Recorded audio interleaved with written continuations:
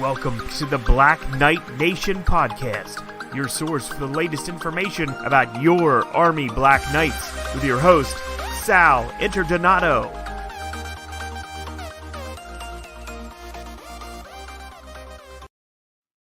Welcome to the post-game wrap-up show here. I'm here with Kevin Gleason. We're going to be recapping Army's 24-21 loss to West Virginia in the Liberty Bowl.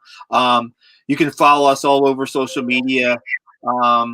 We have the podcasts are all over. I just found out, Kevin, today I was listening to the Army game on radio, right? Because listen to ESPN's announcement team calling a fifth-year senior Sandon McCoy because he went to Army prep. They automatically called him a fifth-year senior. They couldn't get the center's name right. Connor Bishop was out today. They kept on saying Connor Bishop's name a couple times, and I just said, okay, let me go to the radio. Let me go to Rich DeMarco and Dean Darling, the old standbys, and I find out on the TuneIn app, Black Knight Nation podcast is on the TuneIn app. So I mean that's just like I typed in Black Knights and I get Black Knight Nation. So all those plugs and stuff. We'll get to the game, and when I look at this game, Army has nothing to be ashamed of in this game. It's a 24-21 game. Yes, they did lead 21-10 after that long drive to open up the second half. But when you look at the big picture, you can't be. There's nothing to really be ashamed of in this. Could they have won this game? Absolutely. Should they have won this game? Maybe. But what's your first impressions of this game? Pretty much that's exactly what you say. My first thought was they chew up 8 minutes to open the second half, and Tyler runs it in, and they're up 21-10. I think the game's over. I got to be honest with you. I said there's no way West Virginia's going to come back, mostly because I didn't think they were going to be able to stop Army again. I thought they were gassed. I thought they're absolutely finished. And the remarkable part to me was that they were able to come back. Now, again, I texted you this, so that is my proof. You did. At halftime, I said the only way that they could beat Army is if their backup quarterback's pretty good, because I couldn't picture the starting quarterback winning the ball game. And sure enough, West Virginia coach and staff opted with the backup to start the second half. And as we've seen a million times before with backups, oftentimes in the NFL, a fresh backup comes in, sparks the team, they rally around him. He has the hot hand, and away they go. But I was just stunned that they were able to sustain a couple drives against Army, and probably more stunned that Army couldn't move the football more consistently after they took the 21-10 lead. That's what I didn't understand, because I thought Army had them worn down. Yeah. And that's why I said, obviously, the game's not over with an 11-point lead and still,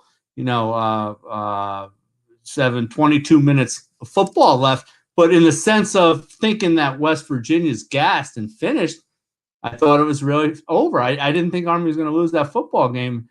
And so in that sense, yeah, I thought Army should have won it. But the oddity of that ball game, I thought, in the fourth quarter was that it looked like maybe Army was a little gassed in the end. I just didn't understand why they were so susceptible to the pass in the fourth quarter, and they allowed that the touchdown pass with wide open receiver. But there's so many twists and turns, like most games. But this one, I thought it was really disappointing in the fact that I thought Army had them right where they want them, and they let them off the hook a little bit. Yeah, just a couple things. Army was playing this game without a bunch of starters. We don't know. People are asking, why wasn't this guy playing? Why wasn't this guy playing? The only thing I could think of really for that many guys being out, it's got to be COVID related. They were without starting linebacker, leading tackler John Radigan. They were without starting linebacker Jeremiah Lowry. They were without Jacoby Buchanan, a guy who led them in rushing against Air Force. They were without Connor Bishop, their starting center. They were without Luke McCleary, their starting tackle. They had a bunch of guys that were just without Terrell Robinson today, their freshman slot back playmaker. So we'll get that out there first. Don't know why. I only can guess it was COVID related. I saw a lot of people post, they shouldn't have cheated on their exam. They shouldn't have cheated from their West Point the recent news about the 24 football players involved in this calculus exam at West Point in the spring. Well, it was reported a lot of those guys were plebes when that happened, aka sophomores now. One parent went on Twitter and said, my son did not take the calculus test that's been talked about. It was Jordan Law. Jordan Law's a freshman. He wasn't even in school at West Point when this happened. So I mean, it's social media. We understand, like, people want to jump the gun. Some people just don't like either the Army or West Point for some reason, and they're haters. Yeah. So we can only assume it was COVID related. But when you're missing guys like John Radigan, who's been their defensive playmaker all year long, and let's mention this right now. John Radigan didn't play in this game. Freshman Spencer Jones played in his place and played a whale of a game for his first start in his college career.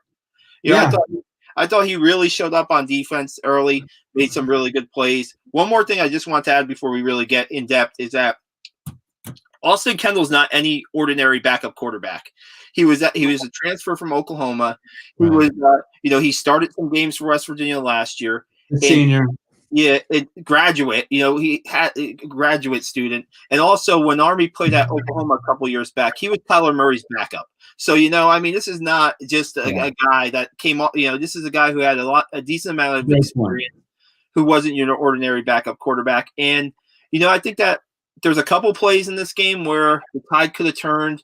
You look at that pass interference call on Jabari Moore, where did he grab somewhere of the West Virginia receiver's jersey in I think it was the third quarter. The ball was not catchable.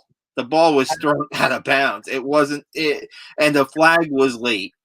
Say what you want. I don't know. I didn't really get that call. I mean, it seems like you're calling a pretty tight game in some respects, but then you look at the offensive line play of West Virginia, and I swear, every time I looked up on the screen, Ryan Duran was being held. Every time I looked on the screen, he was getting a good pass rush for it, and he was being grabbed. Now, that's not why Army lost. That's not why Army lost. West Virginia just had enough at the end to outlast Black Knights. But those are a couple things where just wanted to bring up. And maybe did you see a turning point in this game at all?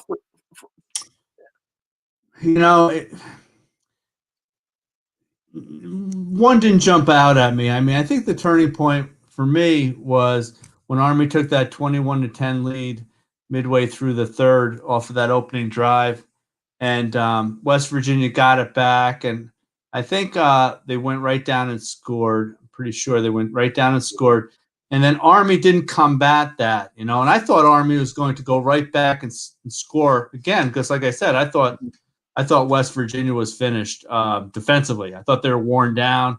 I thought the cut blocking in the second half, specifically early on, was starting to wear them down. And yeah, that's the thing that Austin brought them right down. Yeah, I just checking my notes, brought them right down following Army's drive, and they got down and they scored, and they missed the 2-point conversion to get within 21-16, and then they got the onside kick. Yeah, that's key. At that point, I'm like, oh boy! But then Army comes up with a huge stop of that of West Virginia gaining solid field position from that, and then Army couldn't, they couldn't sustain a drive, so they punted back. West Virginia got the punt return. Army had another big stop, but again, they just couldn't continue to make stops because their offense wasn't sustaining any more drives. And then the third time West Virginia got the ball back, they went down and they scored with 5:10 left to take the 3-point lead with the 1-point lead, and then the reverse to get the 2-point conversion to make it a 3-point game. But I mean, when you think about it, Army had opportunities. They missed the kick.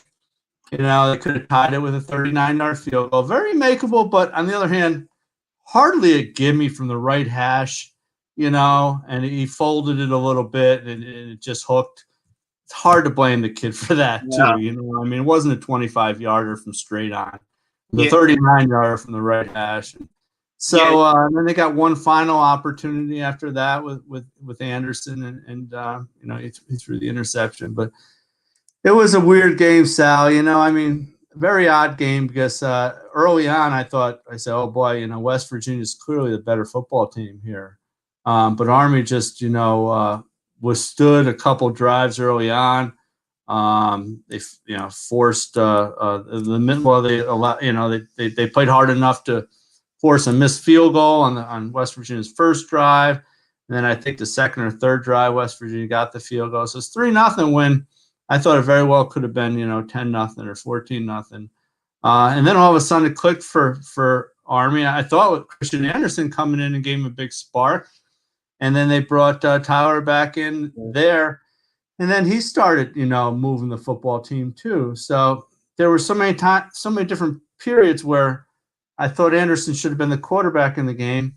Then Tyler came in and, did well.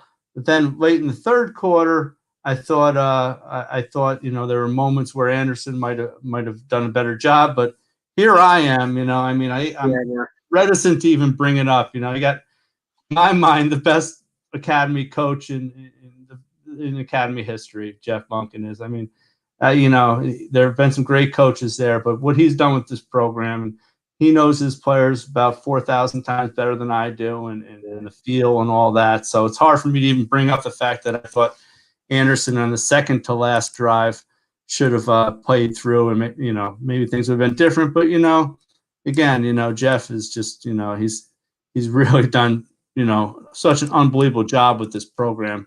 That's difficult to even, for a layman such as myself to even dispute anything he does. Yeah, a couple things. If you have any questions or comments, please send them through on us. We'll answer your questions and post your comments. And a couple things let's get a couple things out there too. First off, Jeff Monken said in his press conference he was kind of kicking himself a little bit for trying the field goal, the 39-yard field goal. The analytics told him to go for it on 4th and 3.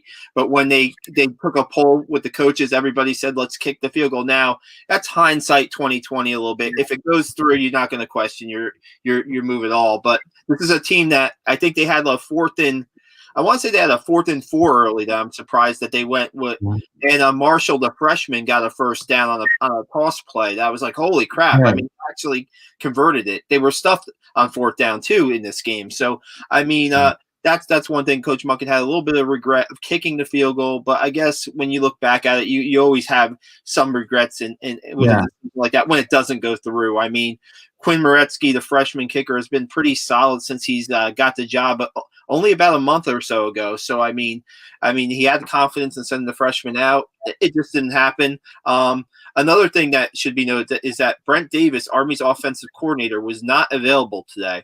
So quarterbacks coach Cody Worley, who's first year on the staff, he came from Kennesaw State, well regarded, has done a great job with these quarterbacks. They come in we talked about it all year long. 4 different Army quarterbacks have won games as starters. The shuffle has been like a deck of cards. The quarterbacks, but he called the plays today.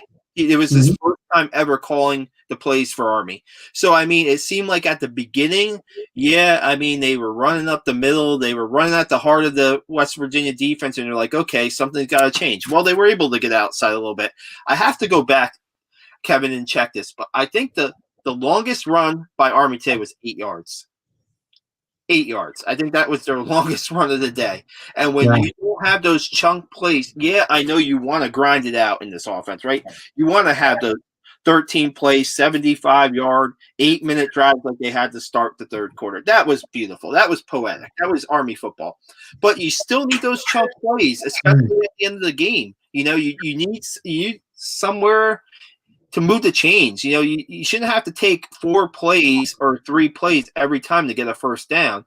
And they just didn't have that chunk play against a very good West Virginia defense. And yes, West Virginia had a couple defensive players opt out. They still had the Stills brothers up front who are going to play in the NFL, and Coach Neil Moore said they had 3 secondary guys get knocked out of the game with head injuries, and were playing one guy who hadn't played in the secondary for like 2 months, was playing at the end of the game. Now, of course, this is hindsight. Again, I'm just looking at it here. I think that you had to loosen up their defense a little bit. I think with Anderson, maybe the past would have done that. The play action was there. They were playing 8 or 9 guys in the box. And Chris Cameron, you look at that second to last drive Army had, the play action, go over top to the tight end Chris Cameron, come down 30-plus yard play, get it down to the 29 of West Virginia. Mm-hmm. Anderson hands off to McCoy on first down. He leaves the game. He just got you down into scoring position, and he leaves the game. I'm like, oh my God. It was odd. I thought it was odd. I was texting with former Army, very heavily armed Army columnist Mike Vaccaro with New York Post now, because we're both, in positions now where I think we can be unabashed Army fans, as well as have a little semblance of media credibility to us. But Mike and I were both saying, boy, that's weird. I mean, we don't know the team like Jeff knows it, but I guess it just seemed like he had the hot hand at the moment, especially after the throw to Cameron, right? Yeah. He had the hot hand, and it with Christian in there presented a couple of different options, no pun intended. He could have run it or thrown it, and I think had West Virginia on their heels a little bit. A little bit odd to me, but again, the biggest surprise to me in the football game was at 21-10, Army couldn't put together a couple scoring drives. Yeah. Well, Jeff Monken also talked about on that Cameron play, he talked to Anderson, I guess, maybe after. I don't know if this is why. I don't think you pull out a quarterback in the middle of a drive like that and tell him, hey, you had Cameron open. I know it's your first read, but you had, I guess, either a running back or a wide receiver on a wheel route that if you hit him, he's going in for a touchdown.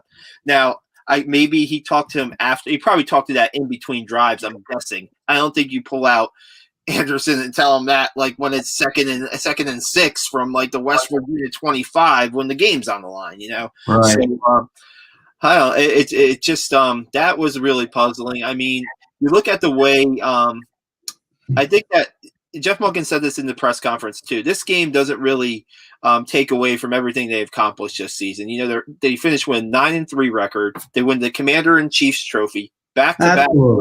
I mean, back-to-back wins, Navy and Air Force, and back-to-back week, which has never happened ever. To win those games back-to-back. So I was just gonna note that, Sal. That I'm sure it's already been noted as ad nauseum, but I can't believe what they accomplished in being able to beat Navy and then be on an emotional high enough to come back and beat Air Force the following week. To me, that's unfathomable. I mean, that's asking so much of your football team to be able to beat those two teams back to back. If I were a betting man, I would have bet Air Force that following week. Absolutely. To me, that was just once they won that game. To me, nothing else mattered. I mean, it was an unbelievably successful football season for them. Yeah, I know the seniors where you want to end on a high note with the seniors, but you look at this game coming into it. The line went up to 10 points. People thought basically that West Virginia would have their way with Army. Army was able to stick with a Big 12 team that has athletes all over the field. The wide receiver Simmons just declared for the NFL. He caught 2 touchdowns, 2 or 3 touchdown passes. He's going to the NFL. I mean, the running back was one of the best running backs in the Big 12, and I thought Army did a good job keeping them in check this game. Absolutely. I mean, Army's defensive backfield and linebackers I thought played pretty good, and even their front played pretty good, and I just thought that they got worn down a little bit, maybe in the fourth quarter, final 8 minutes. I don't know. They were on the field a lot early on in the game, and maybe that cumulative effect took its toll come mid-fourth. It's not only physical energy you're using, but you're using a lot of mental energy, and I think that often can have an incredible effect on players, especially when you're on a stage like this, the Liberty Bowl against a huge opponent, West Virginia. That's just my guess. Not being in the locker room, not being able to talk to players, but if I had an opportunity to talk to them, I'd ask about the tiredness factor, the mental weariness. I don't know if they'd admit it if they were tired, but if I had a guess, I'm just sensing that they were a little exhausted at the end. Yeah, a couple of things that I just want to go. We're bouncing all over the place, but that onside kick, right? Yeah, Army. Yeah, West Virginia recovered it, right? But say they don't, and an Army gets a drive going and keeps that West Virginia defense on the field that just got off the field not too long ago on that 8-minute drive. I think that might be a little different. Yes, I know Army went. I think it was a 3-and-out. But just even if it was a couple minutes more that West Virginia defense had to maybe look at what Army was doing on that long drive, it gave them a little bit more. It gave maybe their defensive coaches a couple minutes to look at some live film and say, hey, because it seemed like they really buckled down after that. Another thing that we should say, I thought it was going to be the play of the game. I thought it was going to be the play of the game when Malcolm Morrison blitzes and he causes that forced fumble. And Ryan Durant hops on the 7, and 2 plays later, Tyler goes in, and you're up 14-10. My goodness, yeah. You probably should have been trailing at the half. You go into the half with some momentum because after Army scores, West Virginia just does nothing before halftime. And that's I think, caused Coach Neil Brown to make that change from Dogie to Kendall. And so, I mean, if West Virginia goes down the field after Army scores and even kicks a field goal, we might be seeing the starting quarterback soon start that second half. But since he wasn't able to do much. Now, I was listening to the Army radio broadcast, and I think they had, at last count, 12 drop passes by West Virginia receivers today. So it wasn't all the starting quarterback's fault for what. That wasn't all on the starting quarterback for West Virginia. He didn't get much help. I think he had at least 9, maybe in the 8 or 9 in the first half that were dropped, and he went like 15 for 25 or something like that, crazy like that. So So I mean, I guess is there anything else that we could? Because I want to just talk about like the future of Army football. In a second, but is there anything else that we can take away from this game? I thought that I thought Zach Harding had a good day punting. I thought he hit that. Especially the last one, I think a 53-yarder, and getting him out of trouble. Mm-hmm. I thought that he did well there, and I just think that, man, I don't know. I think the question, I guess, for next season, I mean, this is a team with a ton of talent coming back, Kevin. They barely, I mean, they're seniors. They have 4 on a regular day. They have 4 seniors starting on the offensive line, and other than that, there's not a lot. Sandon McCoy will graduate right on offense. On defense, it's John Radigan, it's Jeremiah Lowry, it's Javari Bordeaux, and I don't know. I think that, and Amadeo West on defense. But this year with COVID, you've had to bring in so many different lineups, and players have gotten to play. I mean, if you returning Letterman for them is going to be nuts. I mean, they've had like a lot of players playing time. I mean, so I guess the quarterback situation, maybe if they get a normal spring, will sort itself out, because you have a bunch of guys that are capable of starting for you now. They have at least 4 guys that are capable of starting. And we don't know what's up with Jabari Laws. Jabari Laws didn't play this year because of, I guess, recovering from a knee injury. We don't know his status. If he was able to get in the mix, then you have 5. Who knows? I mean, I think really, I always remember, I don't know who, maybe it was Coach Munkin, but covering the team, or maybe it's the old football coaches saying that if you don't have if you have 3 quarterbacks, you don't even have one. Is that what the saying is, or something to that effect? That if you have 3 quarterbacks, you have none. I mean, it's an old NFL saying, but I think maybe Bum Phillips, I think. But it was one of the old time coaches said it, and at the time in the NFL, it was absolutely true. But college is a different game. It's still played differently from the NFL. I think Army with its ingenuity and consistency and their ability to run an offense that remains deceptive, they all run it well. I never considered Army being the type of team that has to have that one great quarterback. If they have 2 really good ones, I think they're in great shape, and I think they can utilize both. The Army-Navy games is always a game that we talk about. The better quarterback usually wins. But the way Army's been playing defense lately, I think 2 good quarterbacks for Army can win a lot of football games. Yeah, and Christian Anderson, as we found out today, Christian Anderson and Tyler bring a lot of different skill sets to the game. So Absolutely.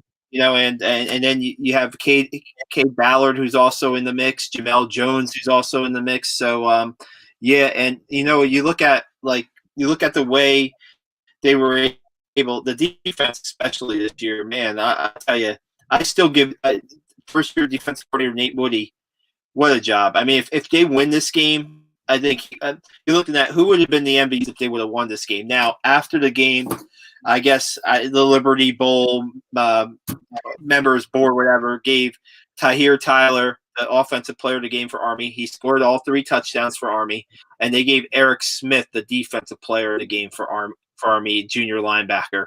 I think at last check he had at least 7 tackles in the game for Army. But I forget what I was getting at, I guess, with just Nate Woody. First of all, Nate Woody, the job that he's done, I would have almost, I look at the way the offensive line was playing on that first drive in the second half and just knocking West Virginia back enough so the Army could pick up. Absolutely. I mean, winning at the line of scrimmage, absolutely. Yeah, I was like, wow, if they pull out this game, I'd give the MVP to the offensive line or Nate Woody. I mean, it didn't turn out that way for the Black Knights tonight, but the last college football game of 2020 was today, Army versus West Virginia. They kept the fans and people watching the game certainly interested. It didn't seem like ESPN was too interested in the game. They went right to like a college basketball promo after the final snap or something like that. Well, our buddy Kevin Connors in the studio. Kevin did go through some games. Went through that awful Mississippi State Tulsa game where there's a fight at the end. I don't know if you saw that. And the Armed Forces Bowl. It was the bowl. Yeah, I know, right? Right. They had a knockdown, drag out fight at the end. After they pushed and shoved each other before the game started, in the handshake line of all places, they decided to get in this ridiculous mini brawl. I mean, who knows how many people were actually involved and how many were trying to break it up, but it was a terrible look, absolute terrible look. One of the players from Mississippi State actually laid a boot to one of the Tulsa players down their sideline. Yeah, I should be laughing. Yeah, I shouldn't be laughing. It was just awful now. But anyway, they did go over, talked about the Army game a little bit.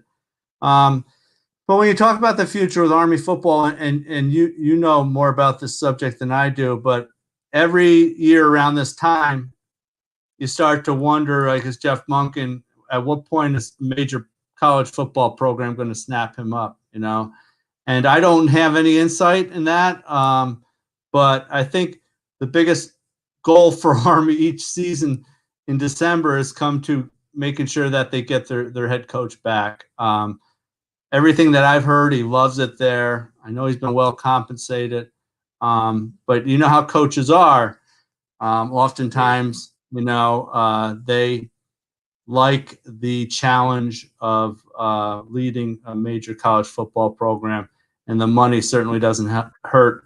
Now, Navy coach Ken Niumatalolo, he's had a few opportunities as well, and he turned it down. What was it, BYU a couple years ago?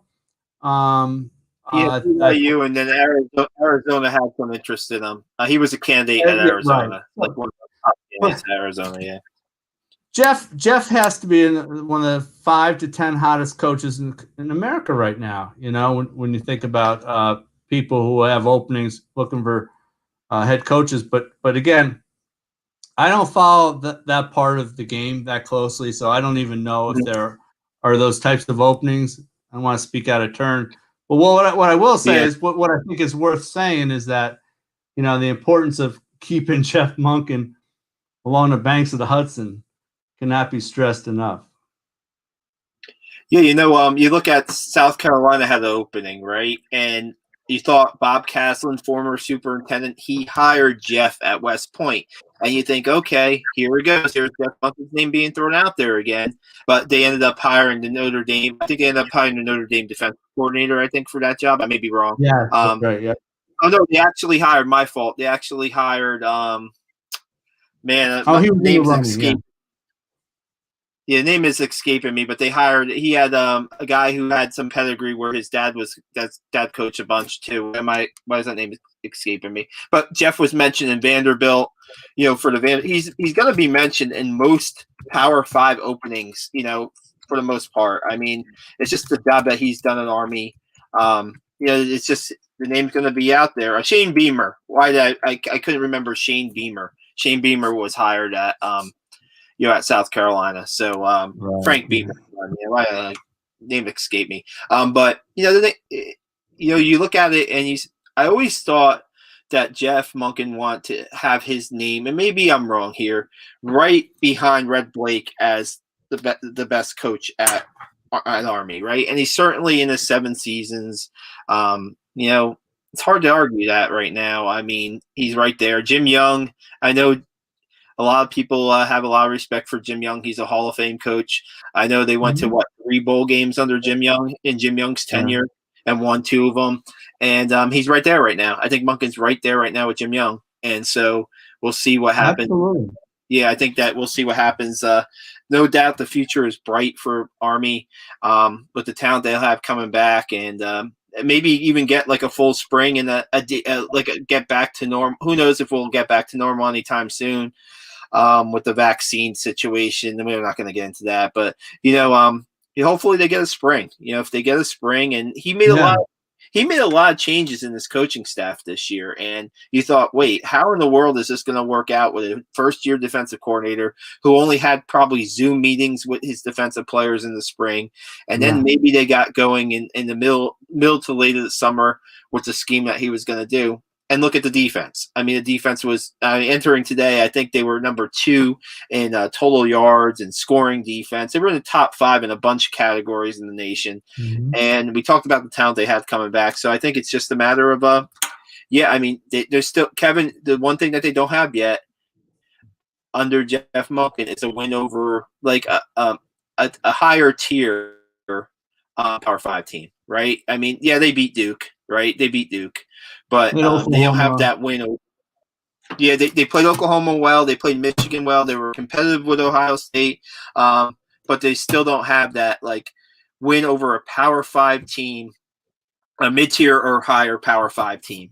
So I think that's something that's that. I'm trying to think of their schedule for next year. I want to say they might play Tennessee, or they're playing Tennessee or Wisconsin on the road right now. And I'm sure that it's subject to change.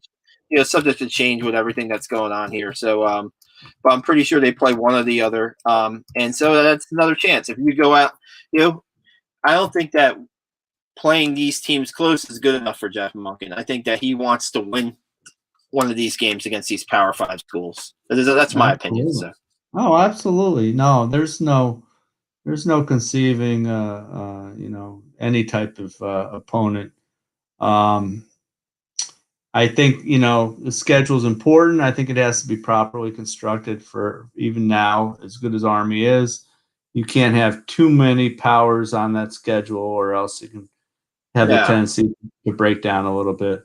But now, in terms of, being holder of the commander-in-chief and maintaining it, that's something that I think they can do. They can put together a little continued run for that big trophy, with Jeff in charge. I think today's win today would have given him 50 wins, which would have made him one of only 3 Army coaches with at least 50. But, and this isn't taking anything away from Jim Young. He had an unbelievable career at Army. I just think the caliber of play now that Army's playing, I think their opponent caliber, I think the landscape of college football, where teams on the bottom rung of Division 1A football are so much better than they were 30 years ago. When other coaches were manning the sidelines, that I think Jeff is really I said to somebody else today, I think he's the best Army coach in Academy history. Yeah, I mean, we don't want to go to the Red Blake days. I don't know. That doesn't really, yeah, those teams were great and stuff like that. But nobody was around to see that stuff. I mean, no, let's be honest, it was kind of like trying to compare, the 90s Yankee teams to to some of the Babe Ruth led teams. It's a very hard comparison, but one thing that both that analogy has in common is the fact that there weren't as many good big time college football teams back in the in that era that there are now. To me, like, there are conferences that are so-called mid-major conferences are they can spring upsets on any given week against biggies. We've seen it time and time again. I just think the level of college football is much, much higher. This year, I think the most exciting games in college football, and granted, yes, my stepson just graduated from Coastal Carolina, but Coastal Carolina, BYU, Coastal Carolina, Liberty in the bowl game. I mean, those are, sure. And you look at what Cincinnati did this year. I guess those are considered, even though that's considered mid-major. There were a bunch of teams. Marshall had a good year this year. I mean, yeah, those were teams that could play, that played more. The Pac-12 barely played played about half a season. Those teams were able to play double-digit games and get on little rolls here. And you look at Army's future schedule real quick. Yes, they are going to Wisconsin next year, Camp Randall Stadium. They are going there, and then in 2022 they go to Tennessee, and they open their season at Coastal Carolina. So I mean, the schedule will be they're going to have your one or two or maybe three FCS teams on there. Who knows, depending on the year. But I mean, no joke games. I mean, I saw in 20 real quick. I saw 20 next year. They go at Wisconsin, Wake Forest at home, and then they get a bye and they play Air Force at Global Life Field in Arlington, Texas. So that 3-game span is pretty. That's going to be almost as difficult as this last 3-game stand that they had. They almost got through the gauntlet. I called it the gauntlet. I called the Navy, Air Force, and the bowl game Army's gauntlet. They got through 2 of the 3 stages, and that's pretty impressive. So, oh, no doubt about it. Again, that's the strength of having depth, and being able to move guys in and have a second team that's almost is good, if not as good as the first team, and that's what they're going to need when they play schedule like that. Absolutely. Well, we're going to wrap up this post-game show. You can follow Kevin Gleason at Kevin Gleason 845 on Twitter, right? Yes, sir. Yep, still on there, and still an avid sports fan. I'm out of the journalism field per se, but I'm still doing freelance writing and always trying to keep my hand in it. So no doubt about it. It's still a lot of fun being able to analyze and talk about and write about these games. It's crazy. I think you and I were probably the longest tenured Army beat writers at the record, right? I mean, you had a good run, I had a good run, and now we're looking to do some things on Black Knight Nation. Please follow us on social media. You can get us on the podcast platforms. I went over them: Spotify, Apple. We're everywhere.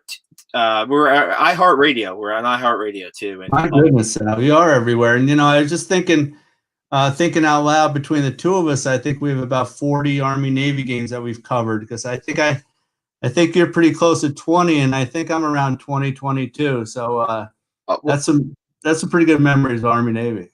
Yeah, no doubt. I think in person, I think this stopped my streak. I was good from 2007 to 2019. And then I was also like Justin Rodriguez. I was the sidebar writer for a couple times with him. So I guess I'm right about like 15. But still, that's a lot of cover. We followed the program for a while, and we'll continue to follow the program here on Black Knight Nation and give you some insight that maybe you're not going to get elsewhere from just our experiences on the beat and just knowing the academy and its players and the institution. But Kevin, thanks for coming on. We're going to wrap this show up, and my pleasure, Sal. Yep. Follow us again, and we'll be back. We're just because the season's over here. We're not going to be done with these podcasts. We're going to give you some. Kevin, real quick, that 1995 Army football team reunion we did this week. How great was that? It was a ball. I mean, I was just saying you were closing up, and I was going to bring that up too. That was like the memories of those teams. My goodness, I could talk all night about those teams. 95, 96, 97. I still, my significant other, she gets on me because I can't remember, an errand I was supposed to run, but I could recite those 1990s Army-Navy games, right. Like they were yesterday, almost to the detail, like how much time was left when, a big play happened. So many neat games. There was a string in the early 90s, Sal, that went from, I think, 92 to 97 or 96, where I think it was 5 games that were decided by a total of like 9 points. And they're all like late field goals. I mean, but, not that there weren't a lot of good ones after that, but there was that one string. And the 95 team, I always have a soft spot in my heart for it because it was kind of in my mind, an overachieving team. I thought they were a year away from being a top-notch team, and that's what turned out to happen, that they had the huge 10-2 season in 96. But the 95 team are the unsung heroes of that 96 team because they laid the groundwork and they showed them really how to win, and they showed them how to hang in there and win games they probably weren't supposed to win.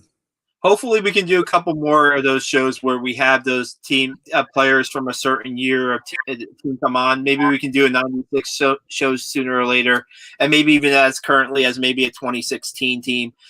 We had our pregame show. We had on Trent Steelman. We had Trent Steelman on our pregame show today. Oh, beautiful. Yeah, we had Dustin Plumidor, our captain in the early 2000s, on our pregame show. We just want to give basically former Army football players and people who follow the team a chance to tell their stories, pretty much, of what it was like to be an Army football player, to move on to the U.S. Army and beyond. And some of the people are now experiencing great success in the the job with their jobs and in their professions outside of the Army. So it's been great. We're going to keep this up. Just recapping, Army drops a 24-21 game to West Virginia in the Liberty Bowl. They finished 9-3 on the season, and win they are Commander-in-Chief's Trophy champions. Certainly, considering everything that they have gone through this year, certainly a great season for Army, and a season that a lot of people will remember. So we're signing off here. For Kevin Gleason, I'm Sal Interdonado. Thanks for joining us. Thank you for listening to the Black Knight Nation podcast with your host, Sal Interdonado. For more information on your Army Black Knights, visit blackknightnation.com.